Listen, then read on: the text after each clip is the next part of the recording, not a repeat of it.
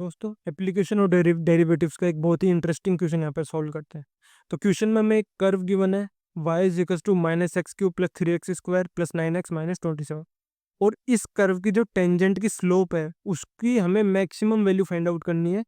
Sorry sorry गलत बोल दिया मैंने, मैक्सिमम वैल्यू फाइंड आउट नहीं करनी है, एक्स की वो वैल्यू फाइंड आउट करनी है जिसके ऊपर इस कर्व की जो टेंजेंट है उसकी स्लोप क्या होगी, मैक्सिमम होगी। एक बार वापस से सुनना, एक्स की वो वैल्यू फाइंड आउट करनी है जहां पर इस कर्व की टेंजेंट की स्लोप मैक्सिमम हो। तो स्लोप कैसे लिखेंगे, इसे डिफरेंशिएट कर लेंगे। तो ये आ गया -3x² प्लस 6x प्लस 9। अब ये जो -3x² प्लस 6x प्लस 9, इसकी हमें क्या करनी है, मैक्सिमम वैल्यू फाइंड आउट करनी है।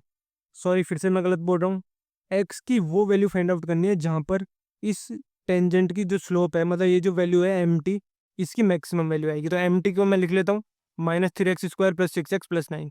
अब ये क्वाड्रेटिक इक्वेशन है और यहाँ पर देखो ए की जो वैल्यू है ना, मतलब इसका जो लीडिंग कोफिशिएंट है वो कितना है, -3। तो ये नेगेटिव है, इसका मतलब ये क्या है, एक डाउनवर्ड पैराबोला हमारे पास बनेगा। तो सपोज मैं इसे एक्स एक्सिस वाई एक्सिस मान लेता हूँ। तो ये दो रूट्स हो गए, अल्फा कोमा जीरो और बीटा कोमा जीरो। तो अल्फा बीटा से छोटा है। अब इसका जो मिड पॉइंट होगा ना, वो क्या होगा, मिड पॉइंट फॉर्मूला से क्या हो जाएगा, alpha plus beta by two comma zero. और एक्स की ये जो वैल्यू है ना हमारे पास, alpha plus beta by two, इसी के ऊपर इसकी मैक्सिमम वैल्यू आएगी। क्यों? क्योंकि देखो एक रूट अल्फा है एक रूट बीटा है, तो इन दोनों का जो मिड पॉइंट होता है ना एक्स की, उसी पर मैक्सिमम वैल्यू आ रही है।